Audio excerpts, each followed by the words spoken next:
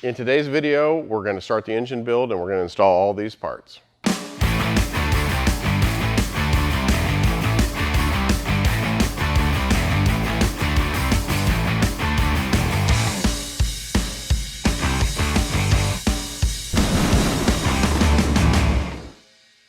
Yesterday we went to Detroit and visited Brian Wolf at Willis Performance, brought back some cylinder heads.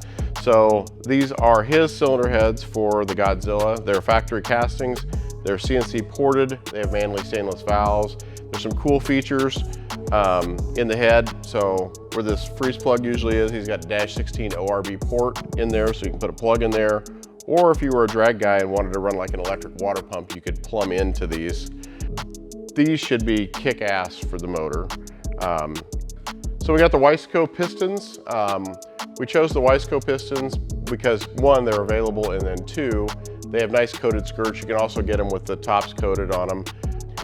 I've used Wiseco pistons in a bunch of different builds in the past. They're really good. Callies makes camshafts, crankshafts, and rods. So in some of our other racing, we have a Callies crankshaft. In the Godzilla, we're going to use the stock crank, but we're going to change to the Callies rods and the Callies cam. So Willis has their own cylinder head and main cap bolts. We're using Wiseco wrist pins to go with the pistons, and then we're using Diamond brand piston rings.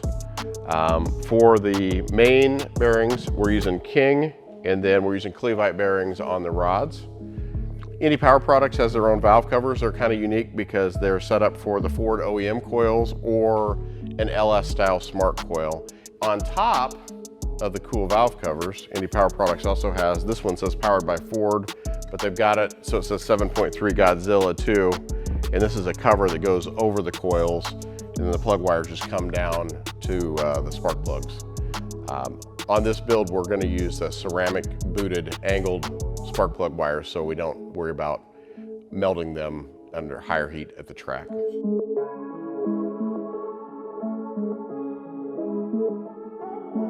Some more parts we're putting on the engine. We have our Procharger kit that's an F1 Supercharger from Procharger, Innovators West dampener.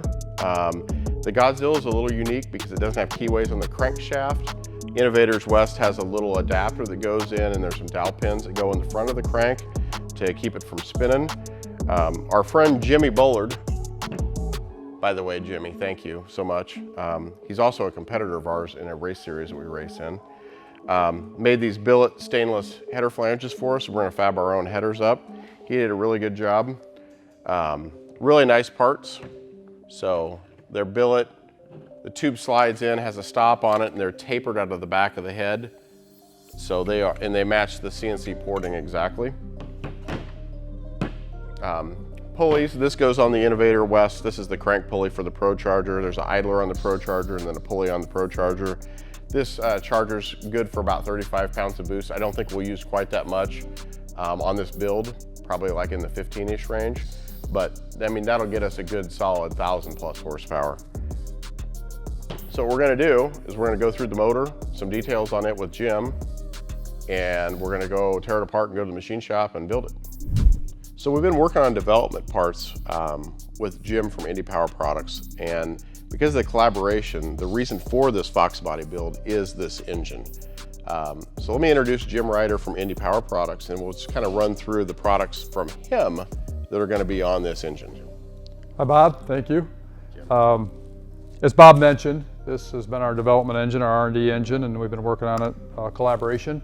And this build is going to feature a lot of the products that we currently have for sale, and in addition, we're going to use that to develop some new products and some new hardware for this engine. So this build here will feature our oil system conversion kit. That's the kit where we eliminate all the forward oiling system. We put our billet pan rail on there, then you can really use any of our standard pans, or you can fabricate a custom pan to that rail. And that features our, our billet G-rotor oil pump, high volume dual feed pump. And in addition, it'll use our front timing cover, and that's where it's going to depart a little bit, because to package the Procharger system and some of the other kits that are out there, we're going to use this build to kind of repackage some items and come up with our next generation systems that will work with the aftermarket parts that are out there for supercharging and things like the ProCharger. We'll also develop a road racing style oil pan for this with some trap doors in it that will be an option for Indy Power Products for their oiling system. So all the parts that are going to be on here are going to be available through Indy Power Products. So we'll have the billet intake manifold, the coil covers, valve covers, front cover, pulleys, different dampener options. Are you selling dampeners or not? No. Yeah, we have the options on there, yes. Okay. Yep. Alternator, water pump. The nice thing about the Indy Power Products is it really tames the Godzilla and makes it a smaller package. And with the new intake manifold is 1.75 inches lower than the factory one, and we straightened out the throttle body so it's pointed this direction, so the ProCharger is going to run right into it with a real short pipe, and you won't need the big intercooler in front. So look forward for more pictures on this build and videos, and make sure you go to indypowerproducts.com to check out all the Godzilla products.